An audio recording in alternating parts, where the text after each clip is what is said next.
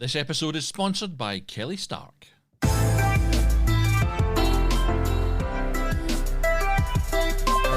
Hello and welcome back to Film Pro Productivity and Success, the podcast that helps film professionals and other creative people, all creative people really, to live a more focused, effective and happy life. My name is Carter Ferguson and this is episode 125, the productivity cycle, otherwise known as the cycle of productivity. You can motivate by fear and you can motivate by reward, but both these methods are only temporary. The only lasting thing is self-motivation. Homer Rice, unquote. And yes, here we are again with a brand new season. This is the first episode of season 10, and at the point I recorded last week's show, I was not 100% sure if I would have an executive producer for this season to help me along the way with things, but I do, and I can proudly announce that it is again Christopher McPhillips from Artos Digital, who was actually last season's executive producer as well, and I'm very, very grateful to him for joining me here. Thanks to all the executive producers and all of the sponsors that have supported the show over the years. But Artos Digital are two-time winners of Social Media Agency of the Year at the Prestige Awards. They specialise in marketing, communications, coaching and personal branding. And Christopher McPhillips is the owner. He launched the business from his home in Bathgate, and he now works alongside his wife Electra for specialist event management and fundraising. So if you want to check them out, please go to the show notes and you're going to get all their links to their socials and to their website, etc. I'm really, really pleased that Chris is back on board because he's been a great help in the past as well. But let's get on with things. Last week I released a special episode all about doing stuff for free. Yes, that's what I did. I do batch record these shows. I had to think for a minute there. But yes, it was about doing stuff for free, as that's a topic that comes up again and again and again in creative circles. And it's something that we as freelancers all too often have to evaluate and decide on if we're going to get involved or not. And I took a real deep dive into the topic, so if you want to hear what I found out and what I am presenting to you there, what my own thoughts and opinions are on this, please tune in to find out more. I really put a lot of effort into that one. It's one of the few episodes, occasionally I do this, that I recorded twice. I recorded it, waited a couple of days, thought of about 10 more things I should have said, and just re-recorded the whole episode. So there's plenty of stuff in there that will be of use to you. This week, though, I'm returning again to the much shorter format of shows with a simple revisit of something I have talked about many times before, and that is the cycle of productivity. And I discovered on my research for this that there are actually many more versions of this cycle listed on Google than I knew about originally. But the one I talk about today is one that specifically relates to creatives. And I first came across it in Jinny Ditzler's book, which is the subject of not one, but two of my New Year's specials, Your Best Year Yet. It's a fantastic book. Grab yourself a copy, get reading it, get taking action using the strategies you can build there.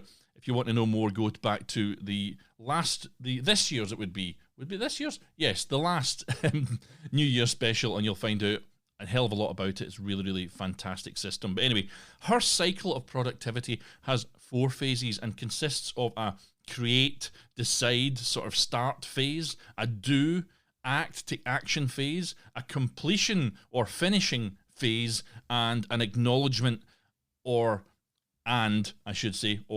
praise phase. And I'll post an image of this in the show notes, as I always do try to do when I talk about something that's quite visual, but I'll only post that on the main podcast site, filmproproductivity.com.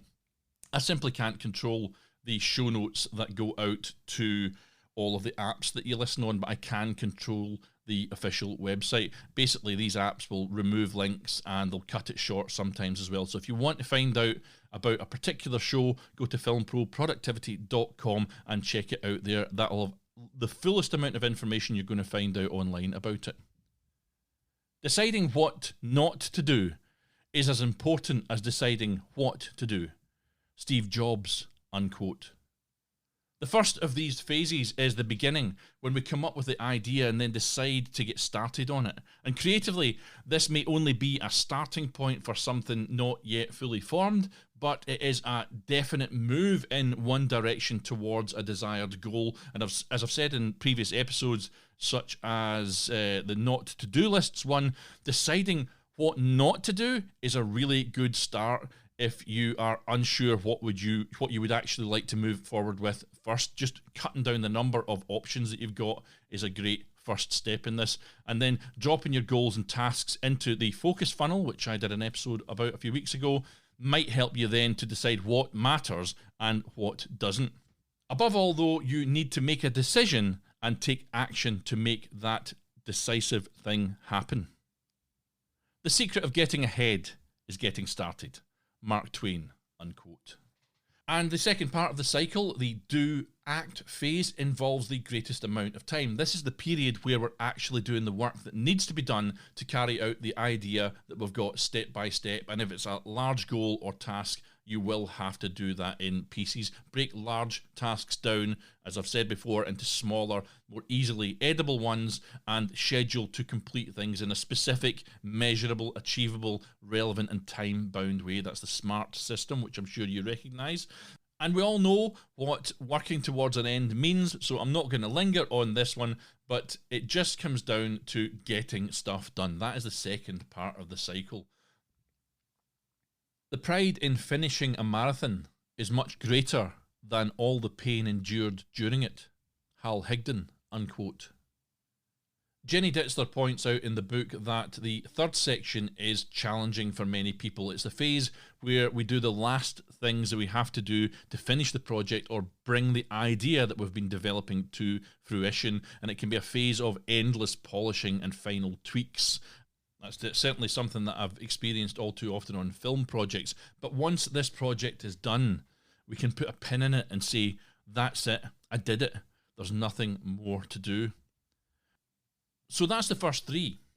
But usually we'll get stuck in one of these first three phases. Have you experienced that?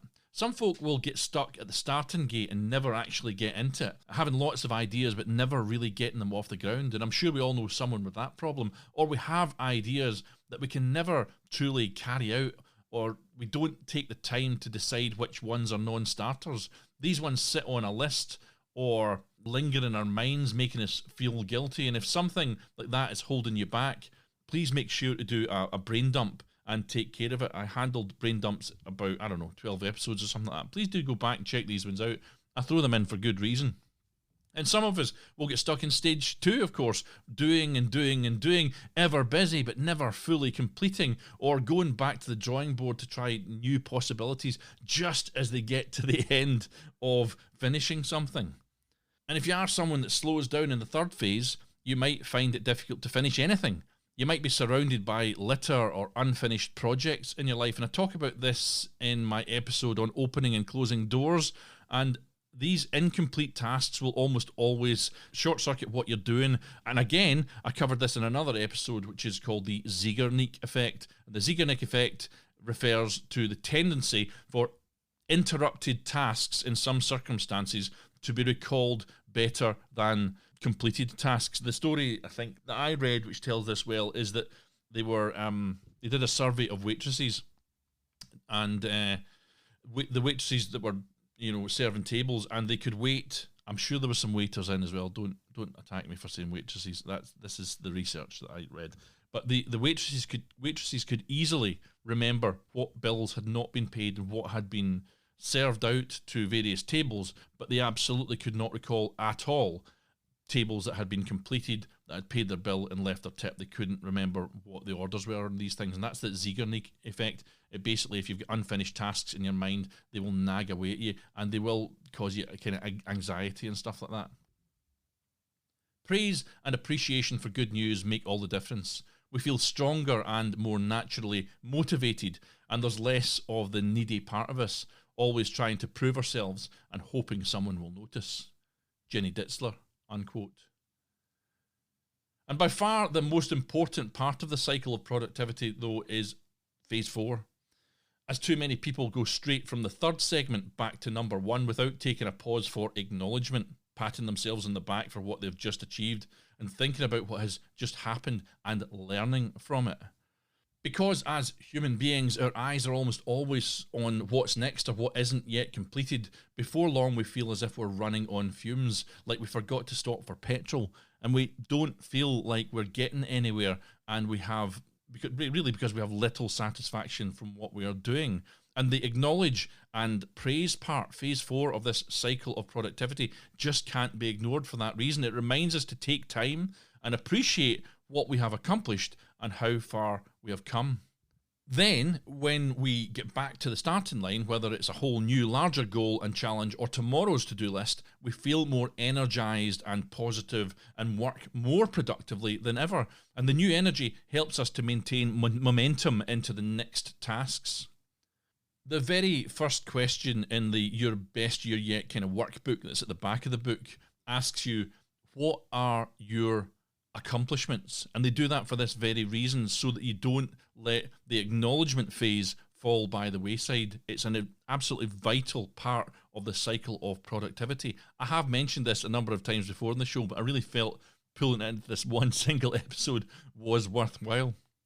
Certainly, when I ask that question of people that I'm helping, I all too often hear that they have absolutely nothing to celebrate from the past 12 months if we're talking about a best year yet strategy. And this is always a falsehood that the person is all too ready to believe. But you need to focus on the bright side, folks. We can define our lives any way that we choose, regardless of what happens. And the challenge is to live life in the context of gratitude instead of complaint. Positive thinking will let you do everything better than negative thinking will. Zig Ziglar, unquote. So that's the cycle of productivity. Phase 1, create, decide, start. Phase 2, do, act. Phase 3, complete, finish. Phase 4, acknowledge and praise. And the dangerous shortcut is to move directly from complete, finish, straight to create, decide, start, and omitting the praise part. So do not let that happen. Got it? Today's call to action is to have an awareness. I'm just wanting you to build an awareness of this cycle as you do your next small task.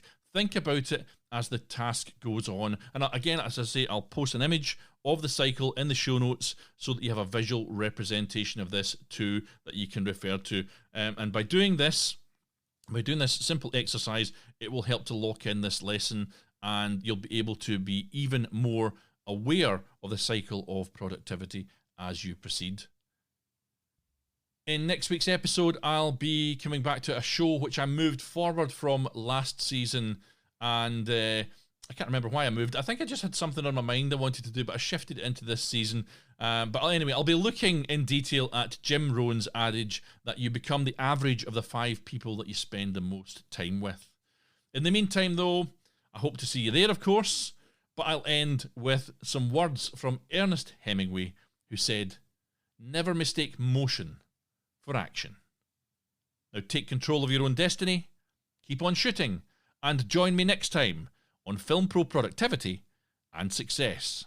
The